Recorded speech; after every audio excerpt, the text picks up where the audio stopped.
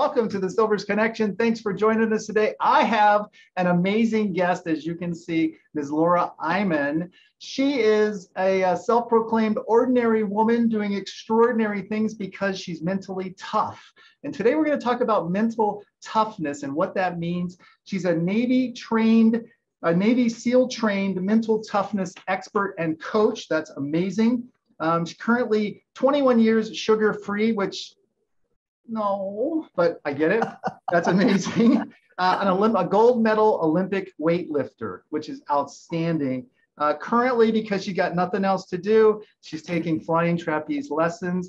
The videos are on YouTube. It's pretty amazing. So Laura, welcome to Silver's Connection. Hooray, hooray. I am so happy to be here with you, Ernie, and your faculty and your grads and your undergrads. I am so thrilled to be here and check in with all you good people out there in San Bernardino. Yeah, that's awesome. So I guess the short story, tell us a little bit about yourself. Why do you do what you do? How did you get here? Your story is fascinating. So help us know who you are and how this happened. So for all of your listeners out there, I am indeed an ordinary person, but I am doing extraordinary things now because I learned how to get mentally tough. I finally, after 40 years, I'm now 68, but finally around the age of 48, I got it through my thick skull that maybe my mind was more powerful than I thought. And if I learned how to maybe control my stupid, toxic emotions, and maybe if I got out of my victim self-pity life that I was living, maybe I could have more fun in life and be more better, because frankly, the view from the gutter is terrible. I was a mental weenie for the first 40 years of my life. And now I have slowly but surely learned how to become mentally tough, which is to say calm and confident, so that I'm winning a whole lot now, Ernie. And so I want to share that with others, because there are a lot of people who are suffering and saying, I'm just not winning. I hate myself. I'm terrified of COVID, the economy, especially students just getting out of school with this beautiful MBA you're giving them. So that's how I got into it. It was a pivotal moment in my 40s. Yeah. So the victim mentality seems to be popular for, I don't know why. It doesn't look good on anybody, but a lot of people like to wear it for whatever reason. What was it for you that helped you identify that state and say, enough is enough? Because what happened? The victim mentality, first of all, is sometimes we don't even know we have it. We think we might be doing pretty well in many areas of our lives. We sit in the front pew at church trying to really become a good Christian, or at the temple and become a good Jew, or we read the self-improvement books, but in the back of our minds we have this lingering habit called having a pity party or being a victim, and we kind of don't know it's there. It's that sneaky snake that slithers in through the back door and just sabotages all the good work you're doing. So number one, it's an education. Am I a victim here? Am I not? And I teach a lot of this in my workshops. Number two, I'm a big believer in you have to hit your bottom.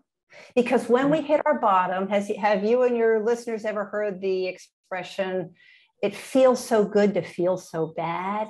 There's something sort of sexy and alluring, but it's kind of true, and yet it really doesn't. It for a little bit, it feels so good, but it doesn't. So when we hit our bottoms, and everybody's bottoms are different, right? We get up and we look at ourselves and say, this is really, really a nightmare. I think the pain of changing is going to be less than the pain of staying the same. I don't want this for myself.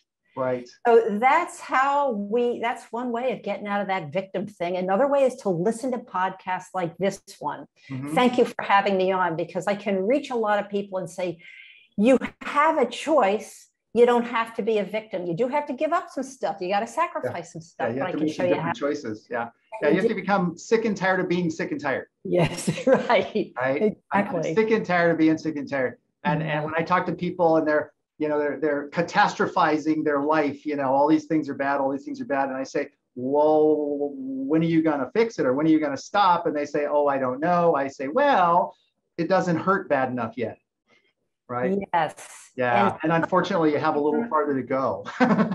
Yes. And you've planted a seed. They might not even quite understand that, but you might have planted a seed, and somebody might come back to you in a month or a year and say, thank you for saying that to me. Right. Right. Not trying to be mean now. Don't be mean. No, no, not at all. We love you. That's why we are having this podcast together, because we care about you. That's right. That's right. Because we want you to think differently and be better. The best version of you is what Silver's Connection is about, creating and understanding the best version of you, you choosing, not someone choosing for you. And I think so many times when I see young people, they are versions of somebody, they don't really know who, that someone else has chosen for them, parents, friends. And so when I interview people like you, it's like, well, tell us how you got where you are. So a couple things I want to unpack. The sugar thing drives me nuts. I mean, I understand it, I've done it, but it's like, oh no, not that. Why sugar? Right. Or as they call it, white don't death. change the channel. Right. Don't change the channel if we talk about this, because people get freaked out and say, but I don't want to give it up. So just stick with me. Just hang in there. Right. So sugar is very much an addiction, like processed food can be an addiction, like opioids can be an addiction, drugs, alcohol, sex, everything, pornography. So I was blessed in that I didn't get addicted to drugs or alcohol or sex or pornography, but I got hit with the sugar addiction. And again, Ernie, I didn't know that there was such a thing. I didn't know I was addicted. I was just binging from the age of 5 on until I was 48 years old. And it was ruining my life and killing me inside. I shouldn't be alive today because my liver was processing so much of the sugar. So I had to get off it because it was unacceptable for me to be able to live this way. I would have these sugar hangovers the next day. I was overweight. I was threatening to be type 2 diabetic, but I didn't feel well and I hated myself and I had pimply skin and I was newly divorced and not dating. And when you're home binging on a pint of ice cream at night or binging on a pint of bourbon at night, you can't win. So I finally had to make the decision that something had to go. And either I was going to go, I was going to take my life, or I was going to live and I was going to get rid of the sugar. Right. And I had 2 young children and they were my reason for living. Right. So if there are people out there who are feeling in despair and they don't want to live, people do have those thoughts. And it doesn't mean that you're actually going to go through with it, but you do take it seriously. And you say, well, what can I do with this thought? You can make a phone call. You can make a couple of phone calls.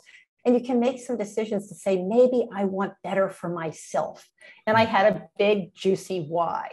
I had a big, juicy dream. And that was, I wanted to be a freaking rock star mother instead of a loser.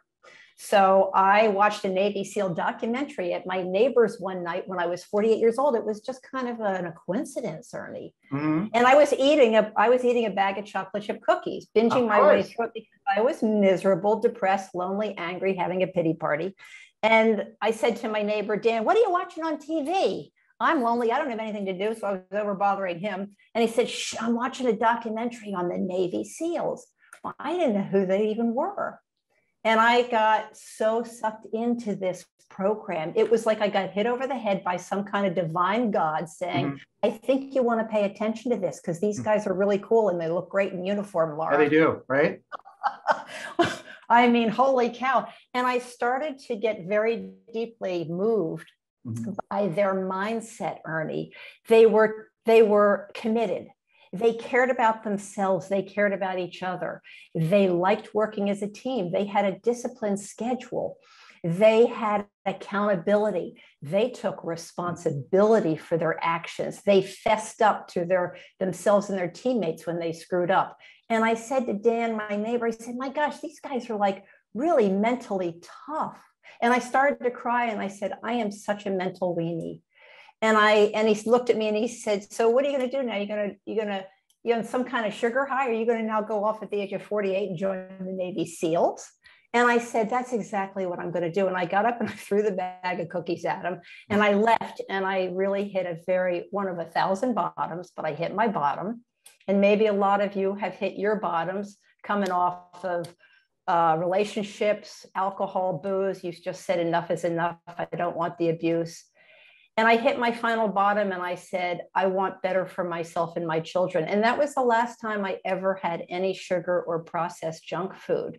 And I went to the library. This is before YouTube and a lot of social media. I went to the library and I studied literally studied the Navy SEALs. I copied their mindset, Ernie. I copied their habits. I became a copycat. And so for all of you listening, find somebody who excites you, who you admire, that you want to be like. You don't want to be them, like Ernie said. You want to be your very best version of yourself, but go copy somebody. Yeah. Plagiarize. This is legal plagiarism. And then I went on to study the mindsets of Olympic athletes because I thought they were hot stuff. Mm-hmm. And I started dabbling in Greek philosophy, which is really too complicated for my blonde brain. But I was keeping it simple and saying, man, these Stoics from 500 BC, well, the Stoics were actually a little bit later than that, but they are all about a positive mindset. I mean, as Socrates says, we become what we repeatedly think and believe. And this was so darn novel to me. Anyway, that was 21 years ago, and I haven't had sugar or junk food since. And it doesn't mean, Ernie, that you have to get clean off of sugar 100%. I had to. Yeah. I had to. Yeah. And today I could be at Thanksgiving dinner with 20 family members and I'm scooping out the ice cream and I don't even notice it. You know, I am. Now, that doesn't mean if you're an alcoholic, you start going into bars. I'm just saying that may not work out for you. It doesn't. And that's the thing. It's called modeling, right? We pick a behavior that we want to emulate and we model the behavior, but you have to also pay attention to self, right? So like you say, so the alcoholic probably shouldn't go back to the bar, maybe not a good idea. Right. And the sugar addict, and sugar is the most addictive substance in the world. And it's cheap and it's legal. And it's legal, right? It'll kill you, right? Yeah. So the sugar addict probably shouldn't work in the sweet shop, right? These sorts of things, you have to sort these out for yourself, right? Really well said. I would never get a job in a bakery. And I don't even, honestly, I don't walk down the aisles of the sweet aisles of the supermarket. Yeah. Say the scooping out the ice cream at Thanksgiving dinner for a reason. Number one, I'm being of service instead of sitting there and feeling pity party for everybody else eating my mother's apple pie. Yeah. And plus 21 years, I'm way beyond that. Mindset wise, I don't even see people eating it. But number one, I scoop the ice cream out because I can be of service so that they can enjoy their dessert. And number two, it's just to demonstrate to everybody that's listening that my mindset is so strong about this because I've had some practice that I just don't even see it. But You're right. I would never work in a bakery. Let's get into that now. Okay. So you start reading books, you start maybe watching videos, you start emulating the SEAL team mindset, but you didn't stop there. Oh, no, not you. You had to go even further. What happened? Right. So for your group listening, if you want to change a habit, it's a lot longer than 21 days. I think depending upon the habit, it can be months or years, but please don't get discouraged because every day that you want to create a positive new habit for yourself, you're better than the day before. There you go. But I had to surround myself with solution-based, success-based thinking, just like the Navy SEALs. Mm-hmm. I mean, imagine on the battlefield, things do not go well on the battlefield. Usually they're changing minute by minute. Even if you've never been on the battlefield, I haven't, we can imagine it's a very hazardous place and there's lots of change going on. Sure. So we need to surround ourselves when we're going out into life, that battlefield of life, by surrounding ourselves. So I was reading and studying the mindset and modeling, like you said.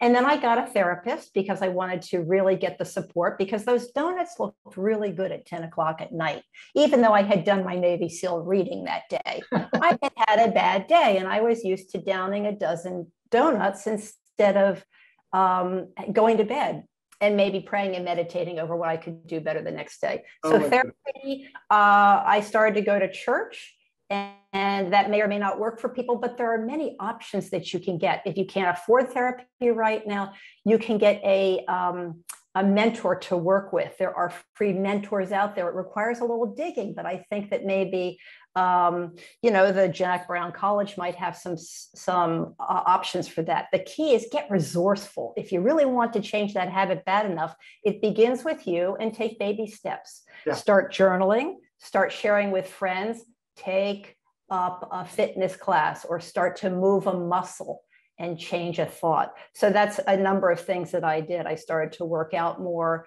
prayer, meditation, church, therapy, and then I went to Overeaters Anonymous. And I did that for 5 years, and I got a lot of wisdom there. So those are just some samples of what I did. but everybody's habit and thought processes are different. And I really worked very hard at changing my thoughts, because that's where habits begin. It's what we think. So that's the whole premise of changing any bad behavior, addictive behavior, is you have to change the environment, you have to change the input, you have to stack the deck so you win. Right? Correct. You have to focus on where am I going and what am I doing? And you don't put the donuts in the house because they're too much of a temptation. So right. And every day begins exactly, Ernie, and every day begins with I make a decision. I make a decision to listen to this entire podcast instead of running away afraid about changing.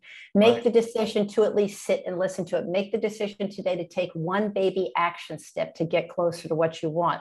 Yeah. And yes, and then you start monitoring what your thoughts are. I mean, I do a whole workshop, a 4-step mental toughness workshop. There's a whole strategy on how to change your habits. And a teaser at the end of the podcast, we're going to be talking about Laura's mental toughness workshop. So for all of you.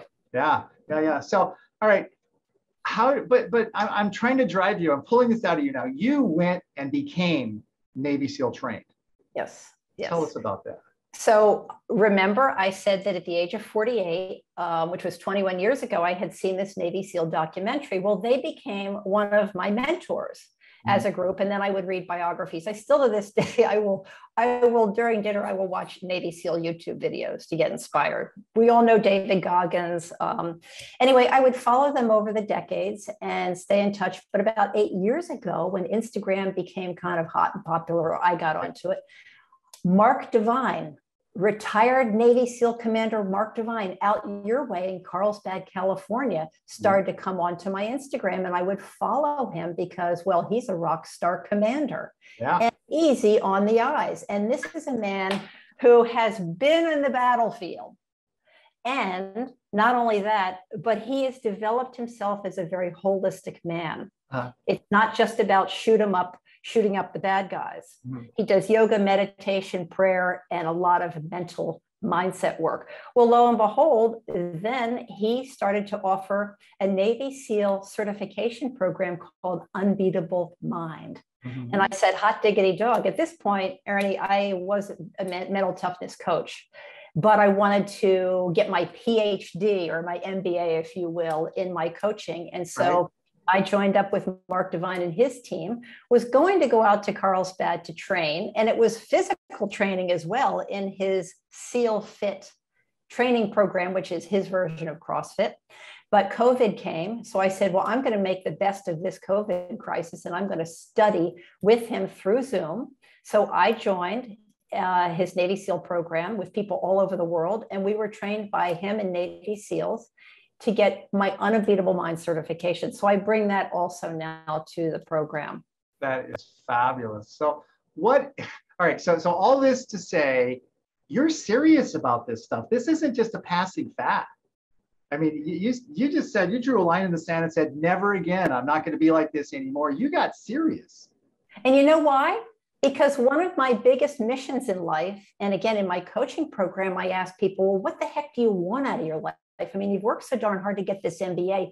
What do you want? And we don't learn that in school because there's only a certain X amount of hours a day. Yeah. I do another program called Your Principles, Your Passion, Your Purpose, to discover who you are and what you want so that you can become the best version of yourself. Well, guess what? One of the things that I really want, which maybe every one of your listeners wants, is more FUN in my life. And I have a whole lot more fun now. And that's what drives me, because I'm off the ice cream and I'm doing a job I love. So when your MBA folks go out there, start looking for work, one of the things I'd like to suggest is make sure it's fun. And we can talk more about that if you want, either now or at a later time. We don't want fear to drive our decisions as we go out into the world, because guess what? There's a lot of chaos going on out there. We all know it. It's a freaking nightmare out there. Yeah. But we can still get really centered and say, well, what are the top 3 or 4 things you want in your life? Well, one of my top 3 is I want to have a lot of fun. And that's what drives me. I knew a person that worked at Disney corporate down in Anaheim, and not in the park, but she worked in the corporate. They call it TCA. And she said, I really enjoy my job. I have fun, because my philosophy is, if I cannot have fun, why would I do it? Yeah. Yeah. Right. Yeah. Yeah. And that, Yeah. so you're thinking, oh, well, you're working at Disneyland, but you can apply that anywhere, right? If you can't enjoy yourself, if you can't have fun, if you can't bring fun to the environment, right? Because maybe there's no fun there. So you have to bring it yourself with your attitude and your passion and your actions and your servant leadership. You bring it to the event. Right? Yes, you do bring it to the event. Yes, there's a lot of people that'll bring the problems for the solutions. You have to bring the fun. So yes, I love that. You have to bring your own fun. Yes. And then what happens is if you decide that fun is one of your top 3 things, you're going to attract more people that want to have fun. Yeah. Ernie and I attracted ourselves to each other because he's out there having fun while working hard, and so am I. And so am I. And here's a problem that maybe your listeners or some of them might have. They might have family members or their culture may not be really emphasizing that fun is very important. Mm-hmm. And I do encounter that a lot. Hard work, you got to go out and earn a living. And boy, I really respect that. No, because you can work hard and be broke and miserable. Oh, yes, yes, yeah. yes. And yes. I'm a firm believer, Laura, that sometimes you have to fire people in your life. You have to fire people. It's like, some people just you got to choose the people that you're hanging around with, because you will become who you hang around. As you said earlier, we become what we think about. Well, you also become influenced heavily by whoever you hang around. Mm-hmm. Right. So some people need to be fired. So. All right, let's talk about mental toughness. You all are so lucky to have Professor Silvers. He is a wise man. And think about that. You do have to fire people sometimes. And sometimes it's a little harder than you think. But you really need, if you want to take care of yourself and start winning and having fun and making a lot of money or whatever it is you want to do, building wells of clean drinking water in Africa, you got to kind of put yourself first and get rid of toxic people who say, you can't do that. Right. All right. So let's talk about mental toughness. All right. Your quote is, mental toughness is not about denying your feelings, sucking it up, and plowing through a problem, right? So as we say, suck it up, buttercup. That's not mental toughness. No, not in my workshops. What is mental toughness? So what you just described in that quote of sucking it up is what I call willpower. Okay. And willpower has no strategy behind it. It's kind of an instant, I got to get through this situation, just suck it up. Okay, I'll get through it. And willpower lasts until about Thursday. It doesn't last. But here, before I give you my definition of what I do, willpower, I use about 5% of the time. And I'll give everybody an example. So here we are at Thanksgiving dinner. Honey, would you please set the table? We have 28 coming for dinner, and I'm going to sit you next to Uncle Fester. And I'm thinking to myself, oh, shoot, Uncle Fester? I don't want to sit next to Uncle Fester. He's got bad breath. He's going to drink too much, and he's going to talk politics. Suck it up, Laura. Yeah, that's great, Mom. I'll be on it. I'll even make place cards, and I am happy to sit next to Uncle Fester because nobody else wants to.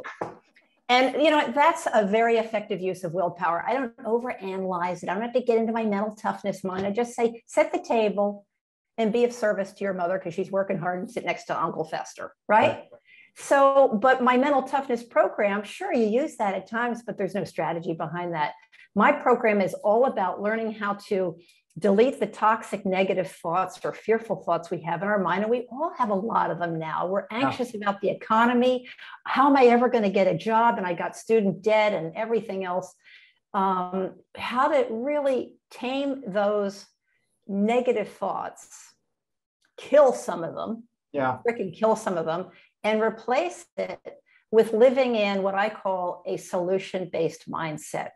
Okay. What can I do right now to make my day of value to me, or to what can I do right now today to be able to ace that exam I have coming up? What can I do today to deal with that difficult student that I'm teaching that I really kind of don't even like? How can I be an asset? Because man, that's money in the bank. So if you start to live in a solution-based mindset and keep those barking dogs at the back door who are wanting to drop toxic bombs in your head, you're going to start to win. But it's simple, but not easy. That's why I do a whole coaching program around it. Yeah. It is a very simple, practical mental toughness plan. So I encourage everybody to keep that in mind. You got the willpower, but really it's deleting that negative, fearful thought and asking a powerful question. What can I do after this podcast to better my day. Maybe I'm not feeling so well. Maybe I'm hungover. What do I need to do about that? What do I want to start winning at? Mm-hmm. I like you say, it's simple to explain. It's not simple to do. No, because we're changing lifelong habits. Yeah. And I believe, everybody needs a coach. Look, I'm in Boston. I'm a big Tom Brady fan, and he's got 5 coaches, Ernie. And people will say, well, yeah, Laura, that's because he's Tom Brady. And I'll say, well, he was never Tom Brady. He was just a 5th string quarterback out in California, and Bill Belichick selected him after nobody else would take him. That's right. I don't know a lot about Mr. Brady, who happens to have how many Super Bowl rings? Well, I don't know. I can't count. I know he's got two or 10. I don't know. Right. He's one of my mentors. Yeah. And I know nothing about football. Right. But he's a winner, right? He's a winner. He stays tough. And, so that's somebody that you look at and say, wow, how do they do that? And it's not an accident. It's not an accident. No. Right? And believe me, he studies other people too. Mm-hmm. Mm-hmm. So why is it important? You talked about coaching a little bit, but why is it important to have a coach other than the obvious? But give us your perception, right? Why because frankly, we're all knuckleheads. We can be really smart people. We can be really smart people. We can be loving people. We can be kind people, but we can be knuckleheads when we're doing our own thing. We're human. We can't see the mistakes we're making. Mm-hmm. And if you work with a coach, and a coach can be a teacher at school that you love, that you spend a half an hour with once a month. It can be a rabbi. It can be a professional coach like me. It can be a personal trainer at the gym. We will help you to see where the potholes are in your thinking and encourage you with love and kick your butt to say, here's what you told me you wanted. I'm going to help you get there. And we hold you accountable. You get cool homework to do. We provide hope. And we believe in you when you can't believe in yourself. And we are a role model that you want to be like. So we keep you on that steady path. And of course, you're changing lifelong habits, and it doesn't happen overnight. And I don't know anybody, rarely do I know of anybody that can change it on their own. I mean, you look at a David Goggins, who most of you probably know. He has lots of coaches, and he's just one of the toughest. I mean, this guy eats nails for breakfast. Yeah, he kind of really does. He really does. But you look at any successful people, and I guarantee they will say, heck yeah, I've always had coaches. All right. So here's a question for you. I have several friends, of which you've now become one, who are coaches, right? As am I. The question is, can you, Laura, have a regular conversation with someone without coaching them? What do you mean a regular conversation? Well, what I find out with my coaches' friends was when we're talking, like I'm talking to them on the phone or we're Zooming or whatever we're doing, is all of a sudden they go into coach mode and they go, well, Ernie, you have to fix that. It's like, well, you stop coaching me. They can't help themselves. Can you turn it off? I wish I had more podcasters like you, because that's a really important question. Number one, I'm not out there to fix anybody. Right. So that's a really important thing. I work with you and listen to you a lot, and then help you fix yourself. Right. But when I'm off duty and I'm talking to Ernie, I don't want to talk business. I want to have fun with Ernie. Who's your favorite rock and roll band? And what's it like to be, 60 or 70 or 80? How are you doing with that? And how's your son doing these days? And, what do you think about X, Y, and Z politically? So I really don't like talking coaching unless there is an agreement that, hey, let's talk coaching for 15 minutes and share some ideas on that. Yeah. So I don't like to fix anybody. You know why? Because I don't like people fixing me unless it's an agreed upon relationship under controlled circumstances. All right, I'm going to send my coach friends to you because they don't have that shut-off switch, and they might need some more mental toughness. Yeah, no, that's not a good thing. Yeah. That's not, that's what I call, with all due respect, that's just getting up on your soapbox. Who wants to listen to people on their soapbox? Right? Stop fixing me. I'm mostly a listener. People are desperate to be listened to, and I want to listen and hear what your problems are, and then together we develop solutions for you. Let's talk for a second. We mentioned it a couple of times, but let's get into a little bit. The environment that we're in now with the COVID, with the political, all the stuff. There's a lot of stuff. Yeah. I don't want to get into the stuff, but there's a lot of things that create anxiety for folks. Mm-hmm. How should we be dealing with that? What can we do? What's a different perspective according to Laura Eiman? You mean the external stuff that's going on Yeah. out there? How can we deal with that? Yeah. Right.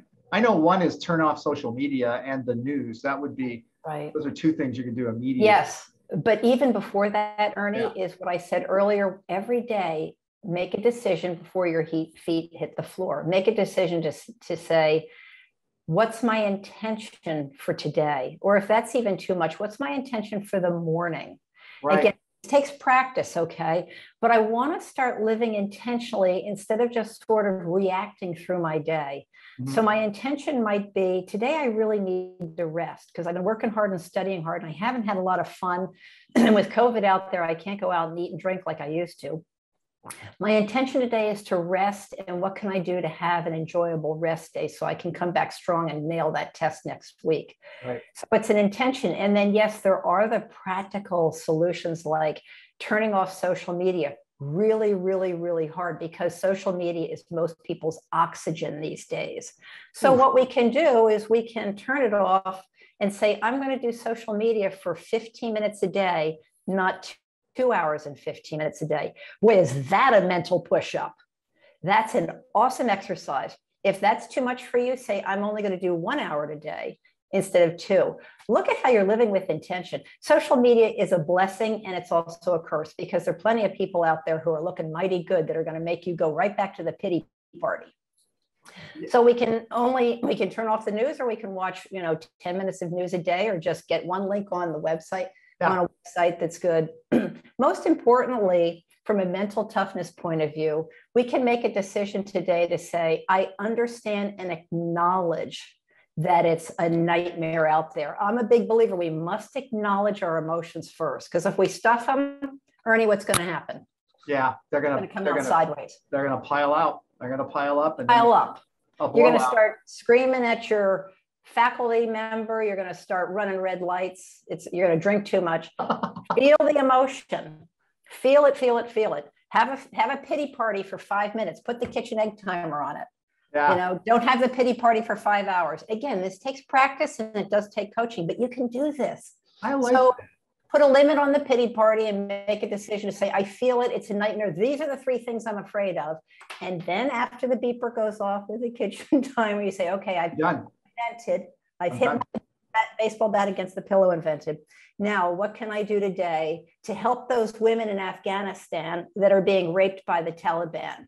I would feel better making a donation of $5 and saying a prayer today for them, because I know that it's going to come back to me somehow, some way. And when you start to build little habits like that, if you don't have the $5, do something nice for somebody else today and say a prayer for those women and girls. I'm just using that as an example. Right. An action step instead of reacting. And you know what's going to happen? You might feel really shitty for a couple of weeks doing this, or a couple of days, but you keep it up. Even though it doesn't feel so good, you're developing a really powerful habit to negate the chaos and the nightmare out there. So it's baby steps, stacking little successes. Baby steps. And then, baby steps. Don't stop. And what you did with somebody. Share with your roommate. Say, hey, I heard this podcast. I did something really nice today. It is okay to blow your own horn and say, I did something nice today for those women. And I'm going to cry talking about this because this is so deeply concerning to me. I did something nice for those women in Afghanistan. I just want to share it with you because I kind of feel a little better. Mm-hmm. Nobody is worthless. Every single one of you can make a difference. And the world right now is so full of chaos. We need every one of you students operating at your very best, because the world desperately needs you out there with your MBAs. Yeah. The best way to start feeling better about yourself is to do something in service for someone who can't pay you back. Isn't that kind of a paradox, Ernie? Yeah. I feel better about me when I'm helping you. I'm just doing something, a service, a kindness. Because what happens is I'm no longer focused on me. I'm thinking about you, and I'm thinking about what we're doing or what I'm doing. And all of a sudden, I'm all better. It's therapy. It's the best therapy in the world. Trust Professor Silvers. You may feel very empty today, and I'm saying give something away anyway. Yeah. Give something away, and then do it again tomorrow, and then the next day. And you know what? And be nice to yourself. And you're going to start to feel a little less empty, but you have to take that leap of faith. And if you're not feeling empty and you're feeling great, good. Go out there and do much, because to whom much is given, much is expected. Yeah. And you're going to a great university out there, and you've had a lot of opportunities, and you've got these MBAs. The world desperately needs you. Absolutely. Let's talk about self-confidence and fear. Right? Self-confidence, not arrogance, not cocky, self-confidence. Self-esteem is vital. How do we get it? How do we build it? Well, that is what's embedded in my 4-step mental toughness program, my workshop. So forgive me, with all due respect, it's not one simple, easy answer. Oh, Laura, come on. I thought you were going to fix it for me. But I do take the complicated and I like to make it simple. That's one of the things that I relish about my program, is I like to keep things simple because it's so complicated out there. So it starts with, how do you gain more self-confidence? Well, a couple of things. One is, do something a little bit hard today that maybe makes your palms sweat. It might be hard to dig into your pocket and give $5 to a cause that you care about. It might make you sweat a little bit, but when you start to do stuff like that, what happens is, at the end of the day, when you share with a teacher, a friend, or your roommate and say, you know what I did today? In confidence, I want to share something that I did today that was really hard. My palms were sweating. I feel you start to gain a little more self-respect, and that's where self-confidence comes from. Do something that might be a little hard for you, like forgiving somebody, either to their face, or if that doesn't work, because sometimes it doesn't, it implodes, or forgive them in your mind and do that over the period of the next 2 weeks. Really hard to forgive people. When you do that, again, be proud of yourself, journal about it, and say, you know what? I don't want to carry this anger and rage around in my head. And when you start to do hard stuff like that, you start to say, gee, that burden is being lifted off of me. I'm not so enraged at Jane anymore. You start to feel more confident. And that confidence is going to reach over into your classes and in your relationships. So I saw on your website that August is Do Hard Things Month. That's the theme for August. Do hard things. Yeah. And they don't have to be amazingly difficult things, just hard for you, and little things like you suggest, right? So nothing extravagant, but something that's difficult, or maybe something you're putting off. Is that what you're talking about? Good point. It doesn't have to be an oh my God situation. Yeah. Forgiving somebody can be a very, very, very difficult thing, but So forgiving somebody, it doesn't cost any money, but you're doing a lot of mental push-ups. It could be that $5 donation. It could be volunteering. It could be taking somebody down the hall from you who is really feeling sad and you think might be kind of lonely, and befriending them. Yep. And when you really don't want to, and you say, yeah, but I don't have the time and I really don't like this person. Well, they don't have to be your best friend. You don't have to spend hours with them, but it's the little things. Yeah, be kind. Be kind. Be kind, yeah. Or do something hard, like give up 1 soda a day. If you drink 3 sodas a day, give up 1. Or do something harder and learn how to swing from a trapeze.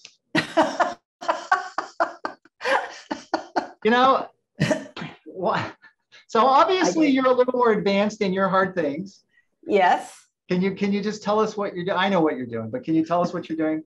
Tell us what you're doing. First of all, and then when you're telling us what you're doing, tell us, what the heck were you thinking? Why are you doing this? I'm sorry, I'll be quiet. Well, so for all of you who don't know, I turned 68 in August, and I am a mental toughness coach, and I need coaching just as much as everybody else does. And I need to do hard things. And by happenstance, I was on my mountain bike one day, and I came across, I live outside of Boston, I came across this crazy outdoor flying trapeze school. This was a whole rig in a big field. And I rode up to it and I said hi to the owner. And I said, what the heck is this? He said, well, this is my flying trapeze camp. We're open from May until October here outside of Boston. And I said, oh my gosh, my daughter lives nearby and she's a high-level gymnast. She will love this. I got to get some more information. Well, we yacked for 20 minutes. And then he said, Laura, what are you doing for the next 15 minutes? And I said, well, I'm just on my bike exploring. He handed me a clipboard. And he said, here, sign this waiver. Why don't you scoot up that 30-foot ladder and have a swing? And I said, no, you don't understand. I can't get up on a kitchen stool without vomiting. I'm terrified of heights. Well, long story short, I said to myself, I need to do something mentally tough because I need to walk my talk. And this was way outside my comfort zone. I've done a lot of tough things. This was Ernie, and listeners, you cannot, I mean, my palms are sweating just talking about this. I am a wreck. And I did it, and it was really, really, really, really scary. And I signed up for Trapeze Camp for 5 weeks. Because why not? Because you know why? Because the coach was cute. Oh, for gosh, there you go again. Easy on the eyes. The coach was cute. I'm hearing a theme here. I know. I have a sucker for cute coaches. That's why I started doing CrossFit. These 35-year-old cute guys. But most importantly, he was cute inside and out. He was very, very skilled. And don't ever get into any kind of coaching or any program like this unless you are 100% sure that they know what they're doing. Because there are not a lot of good CrossFit coaches out there, and there's some great ones. So you have to discern. But he was very, very safety oriented, and he understood I'm 68, not 28, on and on and on. So I trusted him, and I said, I'm going to put my trust and faith in him, and I'm just going to go out on this ledge. And I'm not kidding. It's a 28-foot ladder. And when you're up on this 2-foot ledge that jiggles, trying to grab onto the trapeze, it feels like you're 4,000 feet up. And the trapeze ledge, the Trapeze Camp is at the edge of a private airfield where they have little Piper Cubs and Cessnas flying off and taking a landing. Well, on my 4,000-foot platform, I'm at the level of airplanes that are coming in for a win. This is the weirdest, craziest view I've ever had. I'm about to hang on this trapeze, and there's a plane landing, 400 feet next to me. It was an adventure, people. And in a time like COVID, we have to look for adventure. We make the decision every day to say, do I want fun? Do I want to get sober today? Do I want to do better on that test? How can I do it? So I was asking myself, what can I do for fun for my 68th birthday? And 2 weeks later, I'm taking a trapeze lesson. That's how it works. If you start to ask quality questions, what can I do today or tomorrow? And be patient, you're going to have stuff come into your sphere that you're going to say, I'm going to do that. You might have somebody down the hall that offers to tutor you in that class that you're struggling with just because you said to yourself, I really want to ace that class. How do I do it? It's kind of freaky how that stuff works, right? And say yes. When that opportunity presents itself, say yes. Why, yes. Say yes. All right, let's talk about fear. So you mentioned fear a little bit. You're stand up on the platform. I've seen the video, one of the videos anyway, and you're swinging. I'm like, oh my God, because I realized that the force on you as you're swinging just wants to drive you straight down through the net. Yeah.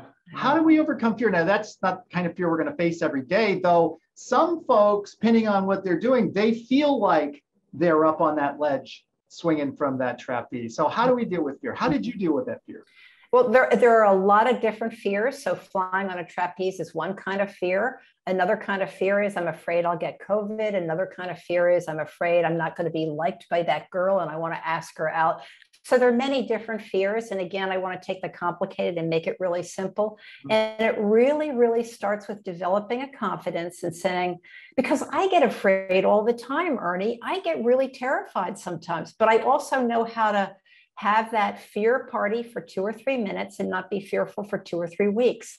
I feel the fear. Like there was a great book out there, Feel the Fear and Do It Anyway. So you have to be aware of it. You have to say, I'm really afraid of asking that girl out, or I'm really afraid of getting COVID. And you feel it and journal it and acknowledge that you're afraid. Don't pretend it's not there. And then you say, well, what can I do today? Again, it's asking a magical question to yourself. What can I do today to overcome that fear? Well, if it's asking that girl out, maybe I could get to know her a little bit more to get a sense of whether she's interested in me. If it's a fear of getting COVID, well, I could go to what I find to be a trusted resource and do what they tell me to do. Mm-hmm. Right? You can take little baby steps once you get rid of that fear and you're not in that crazy reactive state. And also here's another thing that's very, very powerful that Navy SEALs do. And they did this before they bombarded the Osama bin Laden compound and took him out. They do this before they get on that Black Hawk helicopter to go into the battlefield. Do you think they're afraid? Yeah, but they know how to tame it. And one of the ways they tame it is to do some deep breaths. Deep, deep cleansing breaths. And I can do a few with you right now.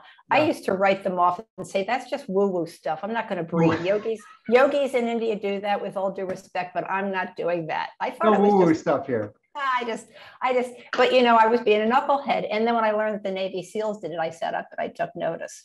Yeah. So one thing that you can do before you ask that girl out or before you go in to take that test, just get really comfortable in your chair and take a deep breath in through the nose, really easy. It's called a cleansing breath. In through the nose.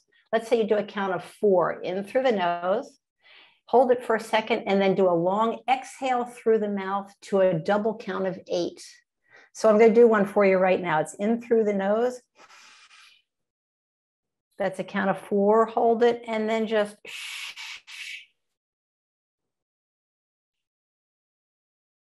That's a count of 8 going out. That's one cleansing breath. I already feel more relaxed. Yeah. You can do that in your car when you're waiting to pick somebody up. Before you go into a test, OMG, before you go into a test, do a round of 5. Yeah. I guarantee I'll get fan mail from you all when you do that. When you have a difficult conversation with somebody, take 5 or 10 cleansing breaths. Yeah. Yeah. Just breathe. Just breathe. Yeah. In through the nose, long, long, long exhale. That's what calms down that fight, flight, freeze mechanism in our brain, tells our body, our head that everything's going to be fine, and we can just for a second relax. So we're all running around in that adrenaline-based sympathetic nervous system mode, which can be very powerful at times because it saves us from the lion in the jungle who's going to come and gobble us up. But we can't do that all the time. Studying, out on a date, trying to deal with going out in public with COVID, studying for a test, getting a job interview. So we breathe and it takes us out of that sympathetic nervous system mode and it puts us into that sympathetic nervous system mode where we say, oh, I'm just not quite so freaked out as I go in for that job interview. I'm a little more calm. And you know what? The interviewer will pick up on that as well. Yeah. It's about claiming the calm as opposed to giving it away. Yeah. Right? Claim the calm, you own it, you bring it to you. Because most of the time we get all freaked out and we're listening to the voices in our heads, we give it away, right? We do, yeah. Without even thinking about it, we just give it away. All right, we're at the end of time. I have to wrap it up. Any words of wisdom before we go? And then we have to get to your special offer too. There's no getting out of that one. So the final words from Laura Eiman. Wisdom is I never, ever, ever give up on yourself. Winston Churchill said, never let a good crisis go to waste. And we're in crisis mode around the world. And you might be in your personal family. You might be in your personal life. Don't give up. Get help. You have the power inside of you to become mentally tough. If you're feeling like a mental weenie, you don't have to stay there. It starts with making a decision and taking baby steps. And I really love and appreciate all of you for listening to me with Professor Silvers today. All right. So your special offer to our listeners. So I love working with students, and I have a great respect for grad students who have their MBAs and they're going out in the world now, or students who are going out in the world and they don't have the MBA. I have an enormous respect for students who are getting out there today because the job market is tight. The economy is in flux. We recognize that, but people desperately, the world desperately needs good people like you. And my 10-week mental toughness certification program will give you a really specific game plan, a strategy for how to get confident, how to believe in yourself. There's no snake oil in this. This is not easy stuff. It's simple, but it's not easy. How to believe in yourself, how to go in there with confidence and literally crush the job interview. Mm-hmm. I'm not going to guarantee you get it, but you're going to crush it. And then you're going to go crush the other ones. And you're going to leave. And how would it feel to be able to go into that job interview and they say to you, well, we have 15 MBAs just like you that are highly qualified. Why should we hire you, Frank?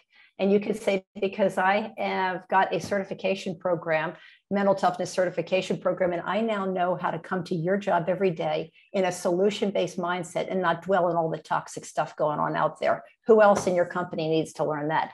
I come solution-based every day. You get hired on the spot, but I have to teach you how to do that. Okay, so how do we do it? Program. You can contact me through my website or through Professor Silvers. I have a discount for the program for faculty and students because I want to get as many of you out there being mentally tough and thriving, because now more than ever is a great opportunity to do so. And the website is lauraeiman.com. That's Laura Eiman, EIMAN.com. Right. That's how they get a hold of you. That is awesome. Thank you so much. Thank you for that special offer. And we'll wrap it up here. That's all today for the Silvers Connection. If you have a comment or a question, please drop us a line at mba@csusb.edu. Love to hear from you. If you want to get a hold of Laura, that's lauraeiman.com for that special offer.